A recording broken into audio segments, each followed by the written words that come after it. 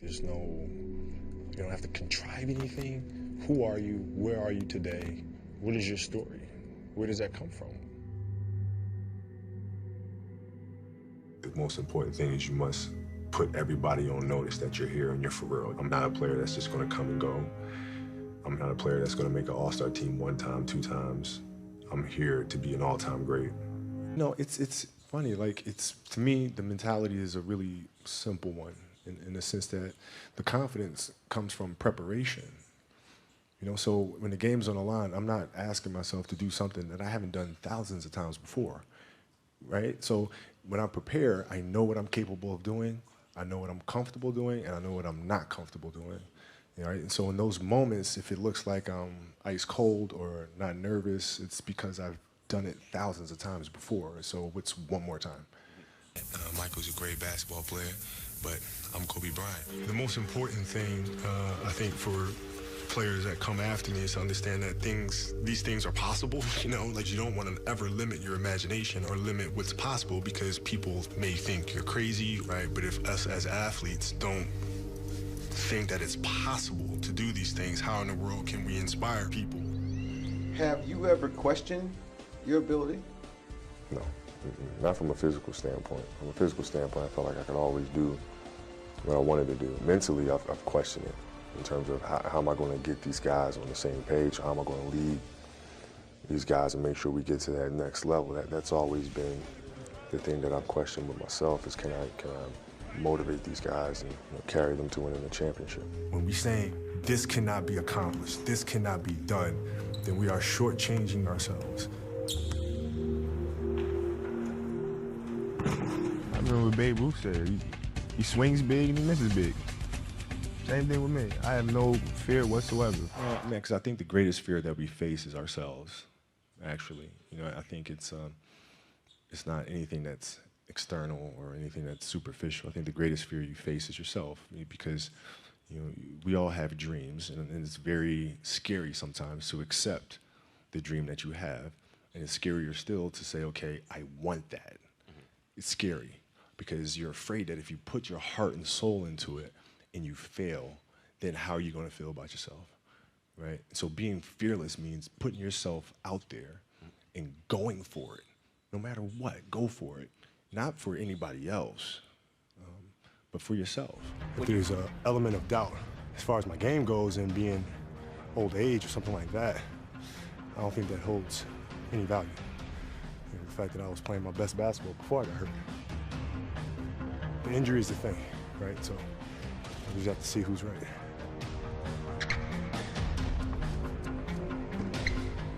You're going to show up to play, and you're going to lollygag through this scrimmage, through this drill. I'm going to beat you. I'm going to let you know I beat you. I'm going to want you to reconsider your professional life choice. You know, and I had to separate myself. Because going through that time, I felt like there's so many things coming at once. It was just becoming very, very confusing. I had to organize things. So I created the Black Mamba. So Kobe has to deal with these issues, all the personal challenges. The Black Mamba steps on the court and does what he does. Fuck everyone. I'm destroying everybody that step on the court. Some people sit there and say, y'all keep talking about Kobe being the greatest player in the game today. Y'all don't realize that Kobe trying to be arguably the greatest ever. Your response? I gotta get a couple more rings. Are you going to? Yeah, you know what? I won't rest until we do.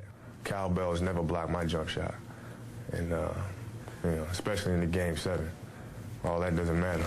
When we passed the torch, and Larry Bird and I passed it to Michael. Now here you are, the best player on the planet. When will you think it's time to pass it on to LeBron? when I retire. Torches never get passed. You gotta earn that. Has anybody earned it right now on this team? I mean, when you look out there and you see this young core. No.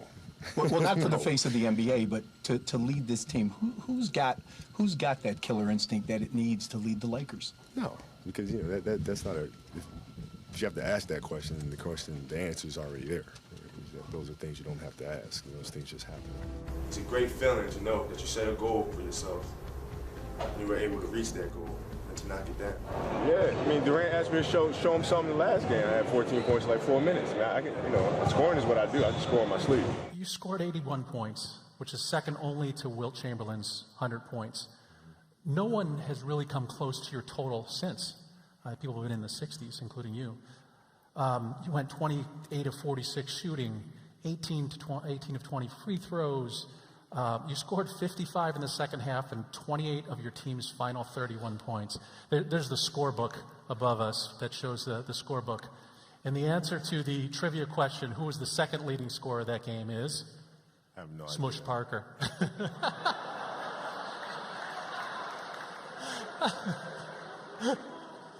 Oh, that's so good.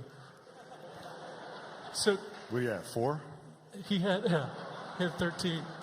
Now you know why I had to score 81.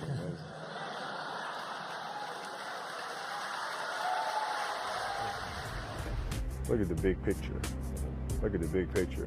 In 2008, when we lost to the Celtics, that was a very, very long night for me. I mean, I was really upset, angry, frustrated, sad. But I looked at the big picture. I said, I'm going to win a championship. Again, I'm going to do it. It didn't happen this year. I hope it happened next year. It might not happen next year, but one of these is going to happen. So you play the big picture and not get caught up in the frustrations of one moment. You try to take that moment, learn from that moment, and keep moving forward. The reason why I love that series so much is that we went down 3-2 against Boston. And now you got 2 games coming home. I remember sitting in the locker room, and they beat the crap out of us too that game. So we're sitting in the locker room, and it's really, really quiet. I'm sitting there looking around, and we just lost the Celtics in 08, so this is like revenge, right? And they're kicking our butt again, right? So I sit around, and I just started laughing. And then I remember Derek Fisher looked at me like, and Lamar looked at me and goes, what is funny? I said, dude, they beat the crap out of us. They just beat the crap out. I said, I'm missing the part where that's funny. I said, man, listen, if we start this season and they say, all you have to do is win 2 games at home and you're NBA champ, would you take that? Yeah. And like, right. Yeah, right. That's all we got to do. Yeah. Go Down home, 3-2. win 2, we're NBA champions. All we got to do is win 2 games in a row. That's it. We'll take care of the first game, and I promise you, they're not winning Game 7 on our home floor. It's not happening. And so we all just laughed about it. And then we went out and we figured it out. But that Game 7 we're down 15 points in the fourth quarter, right? And that's when you have to collectively look at each other and say, the spirit of your team must be good. Because at that moment is when teams fracture. If the energy amongst each other isn't there, that trust isn't there, you're done. And we were able to collectively dig deep together and say, all right, we're going to figure this thing out. Wow. And I wasn't playing well. I wasn't shooting the ball well at all. And so my teammates picked you up and they delivered. Yes. Yeah. Wow. Yeah, they started from scratch, and I'm very proud and very happy to be a part of this Laker team that's, here to start a new generation, and Shaq to be the main piece of the puzzle. And I'm very excited to go out there and hopefully contribute in whatever way I can. I do view myself as being one of the best who've ever laced them up. But in terms of ranking them, I can't possibly imagine because everything that I do, I've learned from the guys who've come before me. You remember in your jersey retirement, and I'm walking out, and we were in a playoff race, and the hunt was going south. And we were walking out, and I gave you that, said, man, I love you, congratulations, everything, and I was just, happy for you, But I couldn't help but say, this night is made a lot sweeter because I know you have 4 and I have 5. We know what it means as a team, but what about individually for you? Just got one more to Shaq.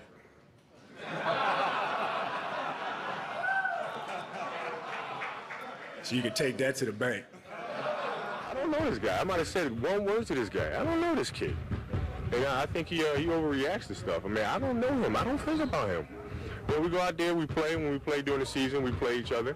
That's it. I don't know this kid. I don't need to know this kid. I don't to. And we go out there and we play the game and leave it at that. Maybe he wasn't hugged enough as a kid. That kid is 2 years older than Kobe. I love that. I love Who beat you in one-on-one if it ever happened in practice? No. I'm not trying to be, but that's what I do. You know what I mean? So if there's going to be a player that beat me, retired, on that last shot in Utah, and that hit. About it. The story goes with that players were just lining up, putting chairs out, bringing the popcorn, just ready for those one-ones. It was bad. It was bad. Can you kind of tell us? He tried me. It didn't work out too well for him. It was bad. I mean, there was one kid. It's petty, I know, but whatever. His name is Victor, and I remember. Victor. His name is Victor. Little bastard. Whatever. And he was giving me a hard time about being this foreign kid, and your dad's an NBA player, and you think you're good, but I'm blah blah blah blah blah blah blah. All right. So we played a one-on-one game, and it was like, I swear it was like I don't know, it was like one of those like movie scenes where like in a knife fight or something. It's like everybody standing around watching. Everybody standing around watching. I just devoured the poor kid, and kind of, I'm enjoying rubbing it in a little bit right now. So Victor was not the victor. Yeah, Victor had a tough day. It doesn't matter who I play, I'm playing you. Bust your ass. It doesn't matter. Of course, Mike's really going to tell me when to go in and out of the game. I had picked up my dribble, and he was squeezing me and pressuring me. Now, at that moment, it just became about finding some gap where I could elevate and get a good look at the rim.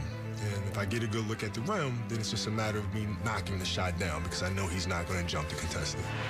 Staying outside the arc, dribbling. Patterson keeps his feet. Kobe forces. Oh! He made it! He threw it in! What a shot! Unbelievable shot. 1 second remaining in double overtime. The Blazers lead it 104-102. That was vastly more complex, because of the time that was on the clock. 1 second remaining in the regular season, possibly. Out to Kobe. What a way to finish! Are you kidding me? Theo Ratliff came out of nowhere, and he was so close to block. I mean, he was like, a fingernail away. It was that close. And when I released the ball, he actually jammed my finger. But yeah, I think he helped the shot though, because in that shot and falling away, I probably would have shot it flat. But when he came to contest it, I had to get it over him. I had to put more arc on the ball. The timeout, I told my teammates, I said, give me a good pick, and we're going home with a W. Vince Carter had something to say. Vince Carter, of all people, had something to say about your 81 points performance. Let me read this quote to you. The only bad thing about it is that younger kids whose minds are easily warped are going to think, oh, I'm going to go out there and do it instead of the team concept first. Vince Carter said this about your 81-point performance. When you hear a comment like that, especially coming from a guy who's known for, dropping 50 and dunking on people, but not exactly the most fundamentally sound ball player in the world, what thoughts come to your mind? Well, I just really let it go in one ear and go out the other. Mm-hmm. I think if, people who were watching the game, knew what that game was about. Mm-hmm. They knew what I had to do to kind of get us back in the game. Mm-hmm. And at the end of the day, it's about winning the game. Mm-hmm. And we won. Mm-hmm. There's nothing else to be said. Now, here's the part that some people might not know about you, but I think I know. See how I asked you the question, your eyes get narrowed. And what that says to me is, I'm remember Vince said that when I see him next time. That's what that said. That's what that says to me. Am I lying? I just try to use everything I can for motivation, and as a tool, for me to be able to elevate my team to play the best basketball. So I try to use a bit of everything. When do you look at the score and say, all right, this is time for me to be offensively aggressive? It depends who we're playing. And what I mean by that is there are certain teams that you can demoralize by scoring a lot of points. You know what I'm saying? So if I come out against a certain team that I know are geared to stop me, if I go out there and I score 20, 25 points a quarter, it takes their momentum away. Phoenix is not one of those teams. Yeah, I've scored 20 points against them in the quarter, 25 points. It doesn't do anything to them. They just come back down the end and keep free-flowing and shooting the ball. To demoralize them, you have to stop them. Did you take some of that personally? I mean, not just you, but the guys on the team have sort of, you know, when people say that about your team? Honestly, I haven't even heard it. I haven't You know even. what sports A bunch of idiots anyway. Go ahead. Just talk about staying in that zone and how you were able to maintain that. It's hard, man. You know, there's times where you come out of it, and even myself, when I'd come out of it, I'd be aware of bringing myself right back, right? Because sometimes you have those emotional outbursts, right? But then you got to find that center again, because the next play is imminent. You're here, right? So the most important thing is really staying in the moment and staying present. I mean, that's all the zone is. You know, whether it's offensive and being in the zone or defensive being in the zone, what that really means is that you're simply here in the present, and the only thing that matters is what's right in front of you. And the trick is, how do you do that? Do you remember what you told me one day in the forum when I first met you? You said you were going to be the finish it for me. What, the greatest player of all time? Yes. You remember you told me that? No, but that sounds something. No, that sounds like something that I would say. you actually said that, and then you actually said, "I'm gonna be the Will Smith of the NBA." This was your really? year, and I was like, "All right, okay." Will Smith. You said. Yeah, times have changed. Yeah, now I've always had ambition. I want to ask you, sometimes when you're out there, do you feel like Superman? Do you feel like there's a cape on and you can do anything? When you're in the zone, yeah, you feel that way sometimes. But for the most part, I think the best way to describe it is like, you're a conductor. You're conducting things that are going on. It's like you're orchestrating a symphony. We have never seen anything like this. This will probably never, ever happen again. You need to go back in there, and you might be able to get 80 points. And he said, yeah, we're up 30 tonight, though. I'll do it another time. And I remember I just looked at him and said, when the time is right, there'll be a time this season where I'll do it. And I went and I sat down. And he just looked at me and he said, man, you're crazy. And that was that. All the way up into the warm-up line, I felt awful. My knees have been bothering me. I felt stiff. All of a sudden, the game starts, and I just get in one of those zones. Kobe reverse layup to score. Well, it didn't feel like the basket was this big, but it was a different kind of a zone. It was like a relentless type of a zone. Here's Kobe trying to move around Mo Pete, trying to put him up. Finally shoots, counted in the foul. You talked about him being in one of those zones. Yeah. He's definitely in it right now. At halftime, I just said, I'm going to come out here in the third quarter, and I'm going to go after him. And I'm not going to stop. And that's exactly what I did. Go ahead, guys. Get on my back. We'll see what we can do. Now to Kobe. He pulls up for a three. Yes! Kobe's got 44. It was kind of like that attitude. You just refuse to lose, by any means necessary. Knocked away by Kobe. Great hustle by Kobe. He's going to score. And dunk, Lakers lead. I felt like I was having a special night when Lamar kept reminding me that I was having a special night, and every time out, he'd come to me and say, you can't get 50. And the next time I go, he just looks at me and goes, you can't get 60. Kobe goes straight to the dribble. Kobe Bryant, he's got 61 points. And then by the last time he says, well, go on, get 80 then. For three again. Yes! Well, there's 70. That wasn't something that was out of the realm of possibility in my mind because of the amount of work that I put in. I mean, that summer, I put a lot of time in the gym. I put a lot of time on the track. I could run all day and run at a high speed all day long. And I'd taken so many shots. I mean, my shot felt sharp. Kobe's got the Laker record. 72. So it's like if my foot stays on the gas, there could be games where I do have 80 points. I think it probably sank in for me after the game, and Bishaw just came up to me and just looked at me and said, man, you are crazy. He said, you told me when the time comes, you'll be able to do it. And I thought you lost your mind. And, man, I can't say that you're that crazy anymore.